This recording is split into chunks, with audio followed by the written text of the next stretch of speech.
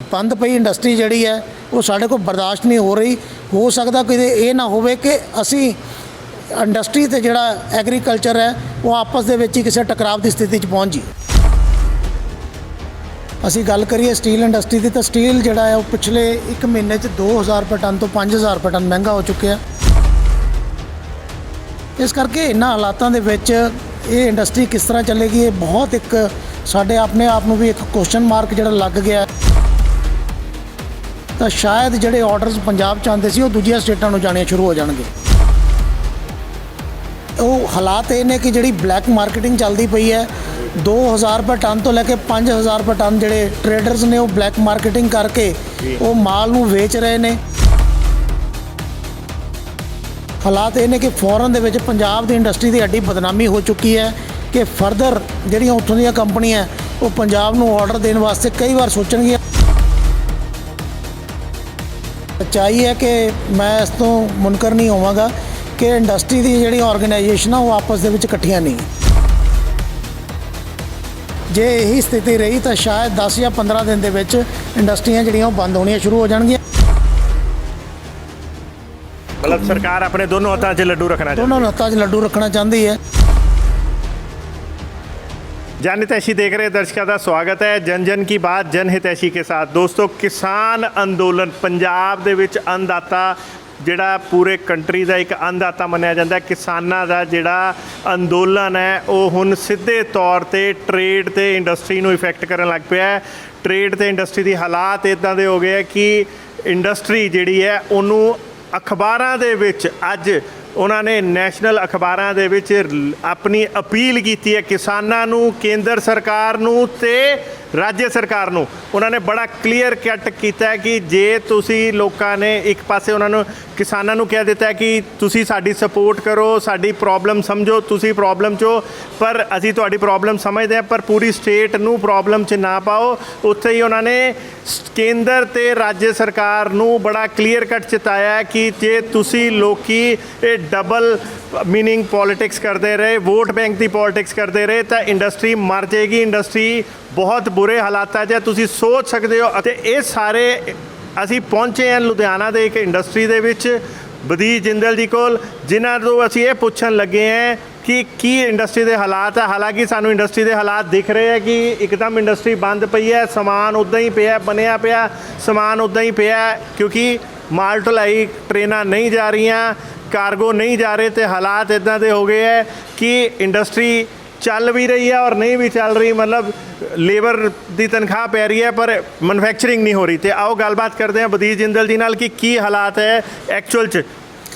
संदीप जी हालात जिहड़े ने वो पिछले एक महीने के दौरान बहुत ही बद तो बदतर होंदे जा रहे हैं जी। असी गल करिए स्टील इंडस्ट्री की तो स्टील जिहड़ा है वो पिछले एक महीने 2000 रुपये टन तो 5000 रुपये टन महंगा हो चुके हैं जी। प्राइम स्टील की इत्थे बहुत ज़्यादा जी खपत सी।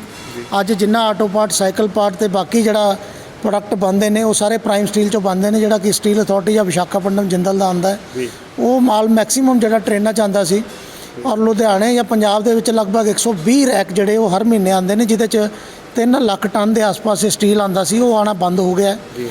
दूसरा इत्थे लगभग 2000 टन जिहड़ी इंपोर्टेड स्क्रैप आंदी सी वो भी नहीं आ रही क्योंकि वो पिछे पोर्ट ते फस चुकी है। इस करके इन्हां हालातां दे विच ये इंडस्ट्री किस तरह चलेगी, ये बहुत एक साडे अपने आप नूं भी एक क्वेश्चन मार्क जिहड़ा लग गया है। और इन्ने क्योंकि एक कंपैरिजन है अज स्टेट टू स्टेट कंपैरिजन है। अज गुजरात इंडस्ट्री लग चुकी है, अज वैस्ट बंगाल इंडस्ट्री लग चुकी है, अज कर्नाटका इंडस्ट्री लग चुकी है। इस करके जिहड़ी सर्वाइवल है पंजाब की इंडस्ट्री जे इत्थे स्टील महंगा हो गया तो शायद जिहड़े ऑर्डर्स पंजाब च आंदे सी वो दूजियां स्टेटां नूं जाने शुरू हो जाणगे। दूजा जे असीं बाकी सैक्टरां की गल करिए निटवेयर वास्ते एक बहुत अच्छा एक सीजन सी, चाहे कि वो एक फैसटिवल सीजन सी या विंटर सीजन शुरू होने वाला सी।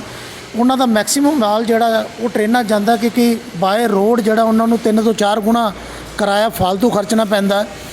वो डोमैसटिक दे विच माल नहीं पहुँच सकिया। ਲੱਖਾਂ ਗੱਠਾਂ ਜਿਹੜੀਆਂ रेलवे स्टेशनों ते पईयां सी वो वापस चुकवाईयां गईयां ते वो ट्रक्कां दे राहीं अपने डेस्टिनेशनस ते भिजवाईयां गईयां। एक्सपोर्ट दे विच बहुत एक बड़ी अपॉर्चुनिटी पंजाब दी इंडस्ट्री निटवेयर इंडस्ट्री कोल आई सी। ऑर्डर्स माल बनन तो बाद या वो कंटेनर यार्डां दे विच पए ने या फैक्ट्रियां दे विच पए ने ते वो ऑर्डर जिहड़े ने 30 ਤੋਂ 40% ਆਰਡਰ ਜਿਹੜੇ ਕੈਂਸਲ ਹੋ ਚੁੱਕੇ ਨੇ। ਸਾਨੂੰ ਇਹ ਖਦਸ਼ਾ ਹੈ ਕਿ ਜੇ 30 ਨਵੰਬਰ ਤੱਕ ਇਹ ਕੰਟੇਨਰ ਆਪਣੇ ਡੈਸਟੀਨੇਸ਼ਨਸ ਤੱਕ ਯੂਰਪ ਜਾਂ ਅਮਰੀਕਾ 'ਚ ਨਾ ਪਹੁੰਚੇ ਤਾਂ ਉੱਥੇ ਸੀਜ਼ਨ ਖਤਮ ਹੋ ਜਾਣਾ ਤੇ ਇਹ ਮਾਲ ਦੇ ਨਾ ਤੇ ਪੈਸੇ ਮਿਲਣੇ ਤੇ ਇਹ ਉਹਨੂੰ ਵਾਪਸ ਲਿਆਉਣ ਦਾ ਖਰਚਾ ਵੀ ਇੰਡਸਟਰੀ ਨੂੰ ਆਪਣੀ ਜੇਬ 'ਚੋਂ ਭਰਨਾ ਪੈ ਜਾਣਾ। ਸਰ, ਜਿੱਦਾਂ ਕਿ ਤੁਸੀਂ ਦੱਸਿਆ ਕਿ ਪੰਜਾਬ ਦੀ ਇੱਕ ਜੀਓਗ੍ਰਾਫੀਕਲ ਇੱਕ ਲੋਕੇਸ਼ਨ ਵੀ ਇੱਦਾਂ ਦੀ ਹੈ ਕਿ ਸਾਨੂੰ ਰॉ ਮਟੀਰੀਅਲ ਵੀ ਇੱਥੇ ਬਾਹਰੋਂ ਆਉਂਦਾ ਹੈ ਤੇ ਮਾਲ ਵੀ ਫਿਨਿਸ਼ ਇੱਥੋਂ ਬਾਹਰ ਜਾਂਦਾ ਹੈ, ਤੇ ਇੱਕ ਇੰਡਸਟਰੀ ਕੋਲ ਕਿੰਨੇ ਕੁ ਦਿਨ ਦਾ ਰॉ ਮਟੀਰੀਅਲ ਹੁੰਦਾ ਹੈ ਤੇ ਕੀ ਇਸ ਟਾਈਮ ਕੁਝ ਇੰਡਸਟਰੀਆਂ ਬੰਦ ਵੀ ਹੋ ਗਈਆਂ? ਸਰ, ਇੰਡਸਟਰੀਆਂ ਕੋਲ ਇਸ ਟਾਈਮ 50 ਤੋਂ 60% ਜਿਹੜੀ ਰॉ ਮਟੀਰੀਅਲ ਦੀ ਸ਼ਾਰਟੇਜ ਹੈ। ਅੱਜ ਪ੍ਰਾਈਮ ਸਟੀਲ ਦੇ ਵਿੱਚ HR ਕੋਇਲ CR ਕੋਇਲ ਦੀ ਬਹੁਤ ਬੜੀ ਸ਼ਾਰਟੇਜ ਚੱਲ ਰਹੀ ਹੈ। ਉਹ ਹਾਲਾਤ ਇਹ ਨੇ ਕਿ ਜਿਹੜੀ ਬਲੈਕ ਮਾਰਕੀਟਿੰਗ ਚੱਲਦੀ ਪਈ ਹੈ, 2000 ਰੁਪਏ ਟਨ ਤੋਂ ਲੈ ਕੇ 5000 ਰੁਪਏ ਟਨ ਜਿਹੜੇ ਟਰੇਡਰਸ ਨੇ ਉਹ ਬਲੈਕ ਮਾਰਕੀਟਿੰਗ ਕਰਕੇ ਉਹ ਮਾਲ ਨੂੰ ਵੇਚ ਰਹੇ ਨੇ। ਅਸੀਂ ਪਿੱਛੇ ਸ਼ਿਕਾਇਤ ਕੀਤੀ ਹੈ, ਰਾਸ਼ਟਰੀ ਇਸਪਾਤ ਨਿਗਮ ਨੂੰ ਵੀ ਸ਼ਿਕਾਇਤ ਕੀਤੀ ਹੈ, ਸਟੀਲ ਅਥਾਰਟੀ ਨੂੰ ਵੀ ਸ਼ਿਕਾਇਤ ਕੀਤੀ ਹੈ ਕਿ ਉਹਨਾਂ ਦੇ ਮਾਲ ਦੀ ਬਹੁਤ ਵੱਡੀ ਕਾਲਾ ਬਾਜ਼ਾਰੀ ਜਿਹੜੀ ਹੈ ਉਹ ਪੰਜਾਬ 'ਚ ਹੋ ਰਹੀ ਹੈ। ਹਾਲਾਤ ਇਹ ਨੇ ਕਿ ਪਿਛਲੇ 1 ਮਹੀਨੇ ਦੇ ਵਿੱਚ ਪੰਜਾਬ ਦੇ ਵਿੱਚ 7000 ਰੁਪਏ ਟਨ ਤੋਂ ਲੈ ਕੇ 8000 ਰੁਪਏ ਟਨ ਪ੍ਰਾਈਮ ਸਟੀਲ ਪਲਾਂਟਾਂ ਨੇ ਆਪਣੇ ਰੇਟ ਜਿਹੜੇ ਨੇ ਉਹ ਵਧਾ ਦਿੱਤੇ ਨੇ। ਇਸ ਕਰਕੇ ਇੰਡਸਟਰੀ ਨੂੰ ਕਈ ਪਾਸੋਂ ਮਾਰ ਪੈ ਰਹੀ ਹੈ, ਨਾ ਸਿਰਫ ਮਾਲ ਜਾਣ ਦੇ ਵਿੱਚ ਮਾਰ ਪੈ ਰਹੀ ਹੈ, ਰੇਟ ਵਧਣ ਦੇ ਨਾਲ ਵੀ ਜਿਹੜੇ ਐਡੀਸ਼ਨਲ ਕਾਸਟ ਹੈ ਉਹ ਇੰਡਸਟਰੀ ਨੂੰ ਆਪਣੀ ਜੇਬ 'ਚੋਂ ਭਰਨੀ ਪੈ ਰਹੀ ਹੈ। ਇੱਕ ਇਹ ਚੀਜ਼ ਜਿਵੇਂ ਤੁਸੀਂ ਕਿਹਾ ਕਿ ਕਿਰਾਇਆ ਭਾੜਾ ਬਾਏ ਰੋਡ ਜ਼ਿਆਦਾ ਪੈ ਰਿਹਾ ਹੈ, ਤੇ ਇਸ ਟਾਈਮ ਕੁਝ ਇੱਦਾਂ ਵੀ ਹੋਇਆ ਕਿ ਪੰਜਾਬ ਦੀ ਇੰਡਸਟਰੀ, ਚਲੋ ਇਸ ਹਰ ਚੀਜ਼ ਤੋਂ ਬੰਦਾ ਸਿੱਖਦਾ ਹੈ ਕਿ ਇਹ ਚੀਜ਼ ਤੋਂ ਕੋਈ ਪੰਜਾਬ ਦੀ ਇੰਡਸਟਰੀ ਨੇ ਕੁਝ ਸਿੱਖਿਆ ਵੀ ਹੈ ਕਿ ਇਨ ਫਿਊਚਰ ਉਹ ਜਿਹੜੇ ਕੰਟੇਨਰ ਯਾਰਡਸ ਹੈ ਜਾਂ ਜਿਹੜਾ ICD ਸੈਂਟਰ ਹੈਗੇ ਹੈ ਉਹ ਲੁਧਿਆਣੇ ਦੇ ਜਾਂ ਪੰਜਾਬ ਦੇ ਨਾ ਯੂਜ਼ ਕਰਕੇ ਉਹ ਦਿੱਲੀ ਬੰਬੇ ਦੇ ਯੂਜ਼ ਕਰਨ, ਤਾਂ ਕਿ ਜਿਹੜਾ ਉਹਨਾਂ ਦਾ ਫਿਊਚਰ ਵੀ ਕਦੀ ਇੱਦਾਂ ਦੀ ਹਾਲਾਤ ਹੋਣ ਤੇ ਨਾ ਹੋਵੇ। ਇਹਦੇ ਨਾਲ ਪੰਜਾਬ ਸਰਕਾਰ ਨੂੰ ਵੀ ਕੀ ਇੰਪੈਕਟ ਪਏਗਾ? ਦੇਖੋ, ਇਹਦਾ ਇੰਡਸਟਰੀ ਨੂੰ ਵਾਇਬਿਲਿਟੀ ਨਹੀਂ ਹੈ। ਅੱਜ ਵਿਸ਼ਾਖਾਪਟਨਮ ਸਟੀਲ ਪਲਾਂਟ ਨੇ ਆਪਣੇ ਜਿੰਨੇ ਵੀ ਇੱਥੇ ਬਾਇਰ ਸੀ ਉਹਨਾਂ ਨੂੰ ਇੱਕ ਆਰਡਰ ਕੱਢ ਦਿੱਤਾ ਕਿ ਜੇ ਤੁਹਾਨੂੰ ਲੋਹਾ ਚਾਹੀਦਾ ਤਾਂ ਫਰੀਦਾਬਾਦ ਤੱਕ ਅਸੀਂ ਮਾਲ ਤੁਹਾਨੂੰ ਦੇਵਾਂਗੇ, ਫਰੀਦਾਬਾਦ ਤੋਂ ਤੁਸੀਂ ਆਪਣਾ ਮਾਲ ਚੁਕਾ ਕੇ ਆਪਣੇ ਪਲਾਂਟਾਂ 'ਚ ਖੁਦ ਲੈ ਕੇ ਆਓ। ਉਸ ਕੰਮ ਵਾਸਤੇ 2000 ਰੁਪਏ ਟਨ ਦਾ ਖਰਚਾ ਪੈ ਰਿਹਾ, ਇੰਡਸਟਰੀ ਐਕਸਟਰਾ ਬੋਝ ਪੈ ਰਿਹਾ ਤੇ ਇੰਡਸਟਰੀ ਉਹਨੂੰ ਦੇਣ ਜਾਂ ਸਹਿਣ ਕਰਨ ਵਾਸਤੇ ਤਿਆਰ ਨਹੀਂ ਹੈ। ਰੀਜ਼ਨ ਇਹ ਹੈ ਕਿ ਜੇ ਅੱਜ ਪੰਜਾਬ, ਦੇਖੋ ਅਸੀਂ ਇੱਕ ਪਾਸੇ ਗੱਲ ਕਰ ਰਹੇ ਹਾਂ ਕਿ ਜਿਹੜੀ ਫਰੇਟ ਕੋਰੀਡੋਰ ਹੈ ਉਹ ਅੰਮ੍ਰਿਤਸਰ ਤੱਕ ਵਧਾਇਆ ਜਾਵੇ ਤਾਂ ਕਿ ਇੰਡਸਟਰੀ ਨੂੰ ਬੈਨੀਫਿਟ ਹੋਈ ਹੈ ਕਿ ਉਹ ਲਾਸਟ ਮੂਮੈਂਟ ਤੱਕ ਉਹਦਾ ਬੈਨੀਫਿਟ ਜਿਹੜਾ ਉਹ ਮਿਲੇਗਾ। ਰੀਜ਼ਨ ਇਹੀ ਹੈ ਕਿ ਜੇ ਅੱਜ ਅਸੀਂ ਹਰਿਆਣੇ 'ਤੇ ਡਿਪੈਂਡ ਹੋ ਗਏ ਤਾਂ ਹਰਿਆਣੇ ਦੀ ਇੰਡਸਟਰੀ ਗਰੋ ਕਰੇਗੀ। ਪੰਜਾਬ ਦੀ ਇੰਡਸਟਰੀ ਅੱਜ ਸੰਦੀਪ ਜੀ, ਮੇਰੀ ਕੱਲ੍ਹ ਇੰਗਲੈਂਡ ਵੀ ਗੱਲ ਹੋਈ ਹੈ ਤੇ ਯੂਰਪ, ਅਸੀਂ ਇਟਲੀ ਦੀ ਇੱਕ ਕੰਪਨੀ ਹੈ ਜਿਹਦੇ ਨਾਲ ਸਾਡਾ ਕੋਈ ਟਾਈ ਅਪ ਸੀ। ਹਾਲਾਤ ਇਹ ਨੇ ਕਿ ਫੋਰਨ ਦੇ ਵਿੱਚ ਪੰਜਾਬ ਦੀ ਇੰਡਸਟਰੀ ਦੀ ਐਡੀ ਬਦਨਾਮੀ ਹੋ ਚੁੱਕੀ ਹੈ ਕਿ ਫਰਦਰ ਜਿਹੜੀਆਂ ਉੱਥੋਂ ਦੀਆਂ ਕੰਪਨੀਆਂ ਉਹ ਪੰਜਾਬ ਨੂੰ ਆਰਡਰ ਦੇਣ ਵਾਸਤੇ ਕਈ ਵਾਰ ਸੋਚਣਗੀਆਂ, ਕਿਉਂਕਿ ਜੋ ਡਿਲੇ ਹੋ ਚੁੱਕਿਆ ਮਾਲ ਭੇਜਣ ਦਾ ਉਹਦੇ ਵਿੱਚ ਸਾਡੇ ਜਿਹੜੇ ਬਹੁਤ ਬੜੇ ਡਿਸਪਿਊਟਸ ਉਹਨਾਂ ਕੰਪਨੀਆਂ ਨਾਲ ਪੈ ਚੁੱਕੇ ਨੇ, ਕਿਉਂਕਿ ਉਹਨਾਂ ਨੇ LCs ਕੈਂਸਲ ਕਰਵਾ ਦਿੱਤੀਆਂ। ਬਹੁਤ ਕੇਸਿਸ ਦੇ ਵਿੱਚ ਉੱਥੇ ਮਾਲ ਪਹੁੰਚ ਚੁੱਕੇ ਨੇ, ਉਹ ਲੇਟ ਹੋ ਗਏ ਨੇ, ਲੇਟ ਹੋਣ ਦੇ ਚੱਲਦੇ ਹੁਣ ਉਹ ਉਹਨੂੰ ਛੁਡਾਉਣ ਨੂੰ ਤਿਆਰ ਨਹੀਂ ਹੈ। ਇਸ ਕਰਕੇ ਕਿਤੇ ਨਾ ਕਿਤੇ ਪੰਜਾਬ ਦੀ ਇੰਡਸਟਰੀ ਨੂੰ ਲੰਬੇ ਤੌਰ ਤੇ ਦੇਖੀਏ ਤਾਂ 5000 ਤੋਂ 6000 ਕਰੋੜ ਦਾ ਨੁਕਸਾਨ ਜਿਹੜਾ ਇਹ ਰੇਲ ਅੰਦੋਲਨ ਕਰਕੇ ਹੀ ਝੇਲਣਾ ਪੈ ਜਾਣਾ। ਇਹਦੇ ਵਿੱਚ ਜਿਹੜਾ ਇਹ ਰੇਲ ਅੰਦੋਲਨ ਦਾ ਜਿਹੜਾ ਮਕਸਦ, ਜਿਹੜਾ ਨੁਕਸਾਨ ਹੋ ਰਿਹਾ ਹੈ, ਇਹਦੇ ਵਿੱਚ ਤੁਸੀਂ ਮੇਨ ਕਲਪਰੇਟ ਕਿਹਨੂੰ ਮੰਨਦੇ ਹੋ? ਪੰਜਾਬ ਸਰਕਾਰ ਨੂੰ, ਕੇਂਦਰ ਸਰਕਾਰ ਨੂੰ ਜਾਂ ਕਿਸਾਨ ਨੂੰ? ਦੇਖੋ, ਗੱਲ ਇਹ ਹੈ ਕਿ ਮੌਕੇ ਦੀ ਸਰਕਾਰ ਦੀ ਜ਼ਿੰਮੇਵਾਰੀ ਹੁੰਦੀ ਹੈ ਲੋਕਲ ਇੰਡਸਟਰੀ ਨੂੰ ਸੇਫ ਕਰਨਾ ਜੀ। ਅੱਜ ਕੇਂਦਰ ਸਰਕਾਰ ਨੂੰ ਪੰਜਾਬ ਦੀ ਇੰਡਸਟਰੀ ਦੀ ਫਿਕਰ ਨਹੀਂ ਹੈ ਕਿਉਂਕਿ ਉਹਨਾਂ ਵਾਸਤੇ ਸਾਰੀਆਂ ਸਟੇਟਾਂ ਜਿਹੜੀਆਂ ਉਹ ਬਰਾਬਰ ਨੇ। ਇੱਕ ਸਟੇਟ ਨਹੀਂ ਵਿਕ ਰਹੀ ਤਾਂ ਦੂਜੀ ਸਟੇਟ 'ਚੋਂ ਮਾਲ ਵਿਕਦਾ ਪਿਆ। ਲੇਕਿਨ ਪੰਜਾਬ ਦੀ ਜਿਹੜੀ ਸਟੇਟ ਦੀ ਗਵਰਨਮੈਂਟ ਹੈ ਇਹਨੂੰ ਚਾਹੀਦਾ ਸੀ, ਕਿਉਂਕਿ ਸਭ ਨੂੰ ਪਤਾ ਹੈ ਕਿ ਇਸ ਮੂਵਮੈਂਟ ਨੂੰ ਪੰਜਾਬ ਸਰਕਾਰ ਜਿਹੜੀ ਆ ਉਹ ਖੁੱਲ੍ਹੇ ਤੌਰ ਦੇ ਉੱਪਰ ਓਪਨ ਸਪੋਰਟ ਦੇ ਰਹੀ ਹੈ। ਇਸ ਕਰਕੇ ਪੰਜਾਬ ਸਰਕਾਰ ਨੂੰ ਚਾਹੀਦਾ ਸੀ ਕਿ ਕਿਸਾਨਾਂ ਨੂੰ ਪਹਿਲਾਂ ਉਹ ਆਗਾਹ ਕਰ ਦਿੰਦੀ ਕਿ ਜਿਹੜਾ ਜਿਸ ਐਕਟ ਦੇ ਨਾਲ ਇੰਡਸਟਰੀ ਨੂੰ ਕੋਈ ਵੀ ਨੁਕਸਾਨ ਹੋ ਰਿਹਾ, ਇਸ ਤਰ੍ਹਾਂ ਦਾ ਕੋਈ ਵੀ ਕੰਮ ਨਾ ਕੀਤਾ ਜਾਵੇ ਜਿਹਦੇ ਨਾਲ ਇੰਡਸਟਰੀ ਤੇ ਐਗਰੀਕਲਚਰ ਸੈਕਟਰ ਆਪਸ 'ਚ ਆਮਣੇ ਸਾਹਮਣੇ ਹੋ ਜਾਣ। ਅੱਜ ਹਾਲਾਤ ਇਹ ਨੇ ਕਿ ਬੰਦ ਪਈ ਇੰਡਸਟਰੀ ਜਿਹੜੀ ਹੈ ਉਹ ਸਾਡੇ ਕੋਲ ਬਰਦਾਸ਼ਤ ਨਹੀਂ ਹੋ ਰਹੀ। ਹੋ ਸਕਦਾ ਕਿ ਇਹ ਨਾ ਹੋਵੇ ਕਿ ਅਸੀਂ ਇੰਡਸਟਰੀ ਤੇ ਜਿਹੜਾ ਐਗਰੀਕਲਚਰ ਹੈ ਉਹ ਆਪਸ ਦੇ ਵਿੱਚ ਹੀ ਕਿਸੇ ਟਕਰਾਵ ਦੀ ਸਥਿਤੀ 'ਚ ਪਹੁੰਚ ਜੀ। ਤੇ ਇਹਦੇ ਲਈ ਤੁਸੀਂ ਜਿਹੜਾ ਮੇਨ ਤੁਸੀਂ ਕਹਿ ਰਹੇ ਹੋ ਕਿ ਜੋ ਮੇਨ ਇਹ ਕਰਤਾ ਧਰਤਾ ਹੈਗਾ, ਜਿਹੜੀ ਭੂਮਿਕਾ ਹੈਗੀ ਹੈ, ਸਸਪੈਂਸ਼ਨ ਹੈਗੀ ਹੈ, ਉਹ ਪੰਜਾਬ ਸਰਕਾਰ ਦੀ ਹੈਗੀ ਹੈ। ਦੇਖੋ, ਗੱਲ ਇਹ ਹੈ ਕਿ ਸਿਕਿਉਰਿਟੀ ਜਿਹੜਾ ਇਸ਼ੂ ਹੈ ਉਹ ਲੋਕਲ ਗਵਰਨਮੈਂਟ ਦਾ ਹੁੰਦਾ ਹੈ। ਅੱਜ ਰੇਲਵੇ ਨੇ ਕਹਿ ਦਿੱਤਾ ਕਿ ਸਾਨੂੰ ਮਾਲ ਰੇਲ ਗੱਡੀਆਂ ਦੀ ਜਿਹੜੀ ਸਿਕਿਉਰਿਟੀ ਦੀ ਅਸ਼ੋਰਟੀ ਦੇ ਦਿੱਤੀ ਜਾਵੇ, ਅਸੀਂ ਰੇਲ ਗੱਡੀਆਂ ਚਲਵਾਉਣ ਨੂੰ ਤਿਆਰ ਹਾਂ। ਤੇ ਹੁਣ ਜਿਹੜੀ ਸਿਕਿਉਰਿਟੀ ਦੀ ਜ਼ਿੰਮੇਵਾਰੀ ਹੈ ਉਹ ਤੇ ਸਟੇਟ ਗਵਰਨਮੈਂਟ ਨੂੰ ਦੇਣੀ ਪਏਗੀ। ਇਸ ਕਰਕੇ ਪ੍ਰਾਈਮਾ ਫੇਸੀ ਜਿਹੜਾ ਇਹ ਜਿਹੜੀ ਕੰਮ ਹੈ ਜਾਂ ਜੋ ਇਹਦੀ ਜ਼ਿੰਮੇਵਾਰੀ ਹੈ ਇਹ ਸਟੇਟ ਗਵਰਨਮੈਂਟ ਦੀ ਬਣਦੀ ਹੈ। ਸਟੇਟ ਗਵਰਨਮੈਂਟ ਦੀ ਦੋ ਤਰ੍ਹਾਂ ਨਾਲ ਜ਼ਿੰਮੇਵਾਰੀ ਬਣਦੀ ਹੈ। ਅੱਜ ਪੂਰੇ ਇੰਡੀਆ ਦੇ ਵਿੱਚੋਂ ਜੇ ਅਸੀਂ ਫਾਰਮ ਬਿੱਲ ਦੇ ਸਪੋਰਟ ਦੇ ਵਿੱਚ ਇੱਕ ਸਰਕਾਰ ਖੜੀ ਦੇਖ ਰਹੇ ਹਾਂ ਤਾਂ ਪੰਜਾਬ ਸਰਕਾਰ ਖੜੀ ਦੇਖ ਰਹੇ ਹਾਂ। ਇੱਕ ਪੰਜਾਬ ਸਰਕਾਰ ਇੱਦਾਂ ਦੀ ਹੈ ਜਿਹਨੇ ਇੱਕ ਸਪੈਸ਼ਲ ਅਸੈਂਬਲੀ ਸੈਸ਼ਨ ਬਣਾ ਕੇ ਇਹਦੇ ਬਿੱਲ ਪਾਸ ਕੀਤਾ ਕਿ ਉਹ ਕਿਸਾਨਾਂ ਨੂੰ ਇੰਨੀ ਕੁ ਗੱਲ ਵਾਸਤੇ ਤਿਆਰ ਨਹੀਂ ਕਰ ਰਹੀ ਕਿ ਇਸ ਤਰ੍ਹਾਂ ਦਾ ਕੰਮ ਨਾ ਕੀਤਾ ਜਾਵੇ ਜਿਹਦੇ ਨਾਲ ਇੱਥੋਂ ਦੀ ਇੰਡਸਟਰੀ ਤਬਾਹ ਹੋ ਜਾਏ।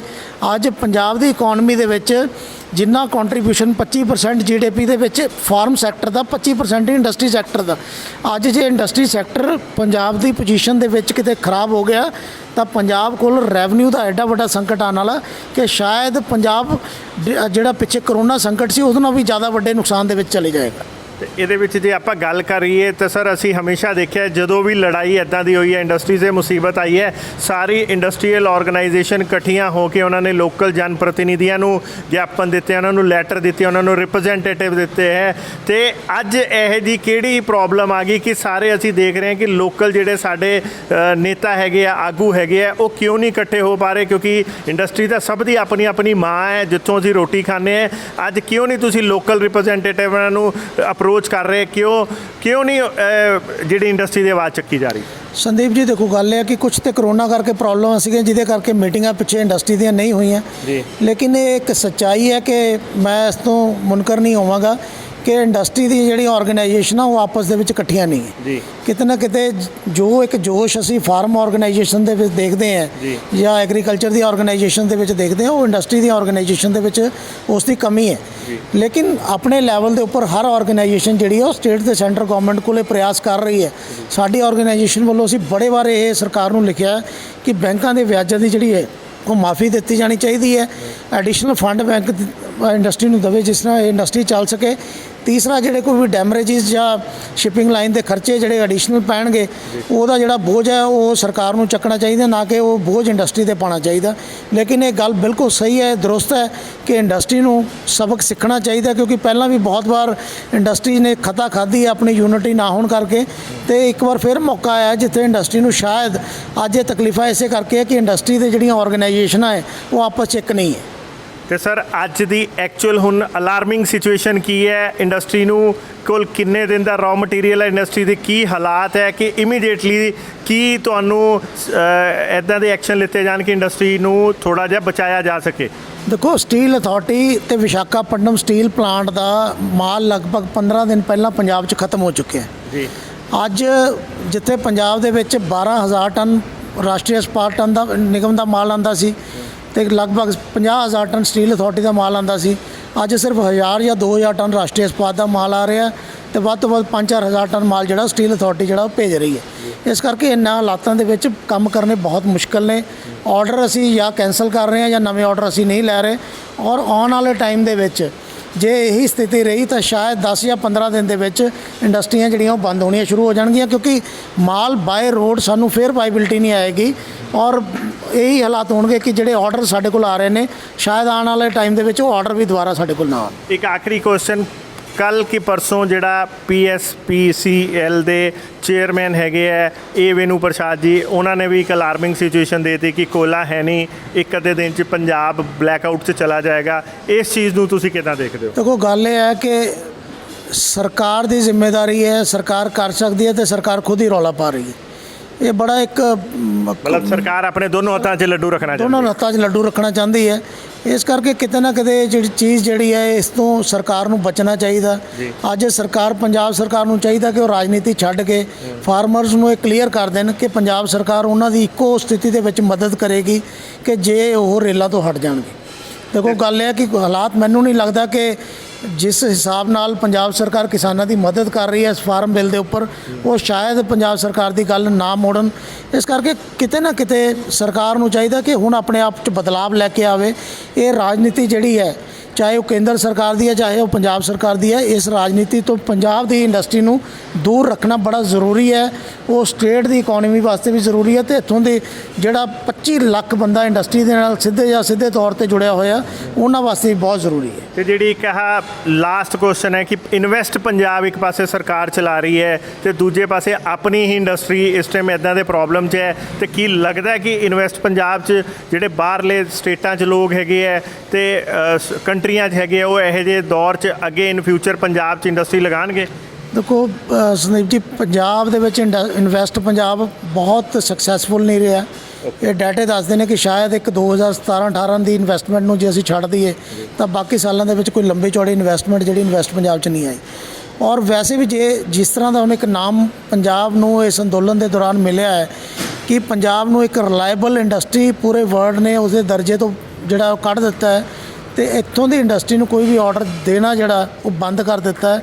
ਆਉਣ ਵਾਲੇ ਟਾਈਮ ਦੇ ਵਿੱਚ ਜੇ ਇੱਥੋਂ ਮਾਲ ਹੀ ਨਹੀਂ ਐਕਸਪੋਰਟ ਹੋਏਗਾ, ਐਕਸਪੋਰਟਰਸ ਪੰਜਾਬ ਜਾਂ ਲੁਧਿਆਣੇ ਦੇ ਵਿੱਚ ਨਹੀਂ ਆਣਗੇ, ਤਾਂ ਇੱਥੇ ਇੰਡਸਟਰੀ ਜਿਹੜੀ ਹੈ ਉਹ ਲਾਉਣ ਦਾ ਕੋਈ ਲੌਜਿਕ ਨਹੀਂ ਰਹਿ ਜਾਂਦਾ। ਉਲਟਾ ਇਹ ਹੋ ਰਿਹਾ ਹੈ ਕਿ ਅੱਜ ਇੰਡਸਟਰੀ ਜਿਹੜੀ ਪਹਿਲਾਂ ਇੱਕ ਮੂਵਮੈਂਟ ਚੱਲੀ ਸੀ ਕਿ ਇੱਥੋਂ ਮੂਵ ਹੋ ਕੇ ਹਰਿਆਣਾ ਜਾ ਰਹੀ ਸੀ ਜਾਂ ਮੱਧ ਪ੍ਰਦੇਸ਼ ਜਾ ਰਹੀ ਸੀ ਜਾਂ ਬਾਕੀ ਬਿਹਾਰ ਦੇ ਵਿੱਚ ਜਾ ਰਹੀ ਸੀ, ਸ਼ਾਇਦ ਜੇ ਇਸ ਤਰ੍ਹਾਂ ਦੇ ਹਾਲਾਤ ਦੁਬਾਰਾ ਫੇਰ ਬਣਨ ਲੱਗ ਗਏ ਤਾਂ ਜਿਹੜੀ ਨਵੀਂ ਇਨਵੈਸਟਮੈਂਟ ਕਿ ਜਿਹੜੀ ਇੱਥੋਂ ਦੀ ਐਗਜ਼ਿਸਟਿੰਗ ਇੰਡਸਟਰੀ ਹੈ ਉਹ ਵੀ ਆਪਣੀ ਇਨਵੈਸਟਮੈਂਟ ਉਹਨਾਂ ਸਟੇਟਾਂ ਦੇ ਵਿੱਚ ਕਰੇਗੀ ਜਿੱਥੇ ਪੋਰਟ ਨਜ਼ਦੀਕ ਨੇ, ਜਿੱਥੇ ਲੋਹਾ ਨਜ਼ਦੀਕ ਹੈ, ਜਿੱਥੇ ਕੋਲਾ ਨਜ਼ਦੀਕ ਹੈ, ਜਿੱਥੇ ਸ਼ਾਇਦ ਟ੍ਰੇਨਾਂ ਜਾਂ ਟਰੱਕਾਂ ਦੇ ਸਹਾਰੇ ਦੀ ਜ਼ਰੂਰਤ ਨਾ ਪਵੇ। ਥੈਂਕ ਯੂ ਜੀ। ਤੇ ਦੋਸਤੋ, ਇਹ ਸੀ ਬਦੀਸ਼ ਜਿੰਦਲ ਜੀ, ਜਿਨ੍ਹਾਂ ਨੂੰ ਇੰਡਸਟਰੀ ਦਾ ਡਾਟਾ ਬੈਂਕ ਵੀ ਕਿਹਾ ਜਾਂਦਾ। ਇਹਨਾਂ ਨੇ ਬੜੇ ਸਾਫ਼ ਸਪਸ਼ਟ ਸ਼ਬਦਾਂ ਦੇ ਵਿੱਚ ਕਲੀਅਰ ਕੱਟ ਪੰਜਾਬ ਸਰਕਾਰ ਨੂੰ ਕੋਰੇ ਸ਼ਬਦਾਂ 'ਚ ਦੱਸ ਦਿੱਤਾ ਹੈ ਕਿ ਇਹ ਜਿਹੜੇ ਤੁਹਾਡੇ ਪ੍ਰਲੋਭਨ ਹੈਗੇ ਹੈ ਇਹ ਗਲਤ ਹੈ। ਤੁਸੀਂ ਸਰਕਾਰ ਜਿਹੜੀ ਵੋਟ ਬੈਂਕ ਦੀ ਪੋਲਿਟਿਕਸ ਦੇ ਵਿੱਚ ਦੋਨੋਂ ਹੱਥਾਂ 'ਚ ਲੱਡੂ ਰੱਖਣਾ ਚਾਹ ਰਹੀ ਹੈ, ਉਹ ਹੁਣ ਨਹੀਂ ਹੋਏਗਾ। ਜਿਹੜਾ ਇੰਡਸਟਰੀ ਹੈਗੀ ਹੈ, ਇੰਡਸਟਰੀਲਿਸਟ ਹੈਗਾ, ਉਦਮੀ ਹੈਗਾ, ਉਹ ਜਾਗ ਚੁੱਕਾ ਤੇ ਉਹ ਸਰਕਾਰ ਦੇ ਸਾਰੇ ਜਿਹੜੇ ਪ੍ਰਲੋਭਨ ਹੈਗੇ ਆ ਇਹਨਾਂ ਨੂੰ ਸਮਝਦਾ ਹੈ। ਉਹਨਾਂ ਨੂੰ ਪਤਾ ਹੈ ਕਿ ਸਰਕਾਰ ਕਿੱਦਾਂ ਦੀਆਂ ਚਾਲਾਂ ਚੱਲ ਰਹੀਆਂ। ਉਹਨਾਂ ਨੇ ਸਰਕਾਰੀ ਜਿਹੜੇ ਹੈਗੇ ਆ ਪ੍ਰਤੀਨਿਧੀ, ਉਹਨਾਂ ਨੂੰ ਵੀ ਕਲੀਅਰ ਕੱਟ ਦਿੱਤਾ ਹੈ ਕਿ ਆਉਣ ਵਾਲੇ ਇਲੈਕਸ਼ਨਾਂ ਦੇ ਵਿੱਚ ਇਹੋ ਜਿਹੀਆਂ ਚੀਜ਼ਾਂ ਉਹਨਾਂ ਨੂੰ ਇਹ ਖਮਿਆਜੇ ਭੁਗਤਣੇ ਪੈ ਸਕਦੇ। ਤੇ ਉਹਨਾਂ ਨੇ ਇੰਡਸਟਰੀ ਨੂੰ ਵੀ ਕਿਹਾ, ਇੰਡਸਟਰੀ ਨੇਤਾਵਾਂ ਉਹਨੂੰ ਵੀ ਕਿਹਾ ਕਿ ਅਸੀਂ ਅੱਜ ਜਿਹੜੀ ਖਮਿਆਜਾ ਭੁਗਤ ਰਹੇ ਹਾਂ, ਇੰਡਸਟਰੀ ਅੱਜ ਜਿਹੜੀ ਖਮਿਆਜਾ ਭੁਗਤ ਰਹੀ ਹੈ ਉਹ ਸਾਡੀ ਆਪਸੀ ਯੂਨਿਟੀ ਦੀ ਕਮੀ ਕਰਕੇ ਭੁਗਤ ਰਹੀ ਹੈ। ਤੇ ਇੱਦਾਂ ਹੀ ਜੇ ਅਸੀਂ ਸਾਹਮਣੇ ਨਹੀਂ ਆਏ ਤੇ ਕਿਸਾਨਾਂ ਨੂੰ ਇੱਕ ਉਹਨਾਂ ਨੇ ਬੜਾ ਵਧੀਆ ਮੈਸੇਜ ਦਿੱਤਾ ਹੈ ਕਿ ਜੇ ਤੁਸੀਂ ਇੰਡਸਟਰੀ ਦੇ ਅਗੇਂਸਟ ਕੋਈ ਵੀ ਇੱਦਾਂ ਦੇ ਐਕਸ਼ਨ ਕਰਦੇ ਹੋ ਤਾਂ ਇੰਡਸਟਰੀ ਵੀ ਕੱਲ੍ਹ ਨੂੰ ਤੁਹਾਡੇ ਨਾਲ ਨਹੀਂ ਖੜੀ ਰਹਿ ਸਕਦੀ। ਇੱਦਾਂ ਹੀ ਨਵੀਂ ਚੀਜ਼ਾਂ ਨਾਲ ਜਾਣੂ ਕਰਾਉਂਦੇ ਰਵਾਂਗੇ। ਦੇਖਦੇ ਰਹੋ, ਬਨੇ ਰਹੋ ਜਨ ਹਿਤੈਸ਼ੀ। ਧੰਨਵਾਦ।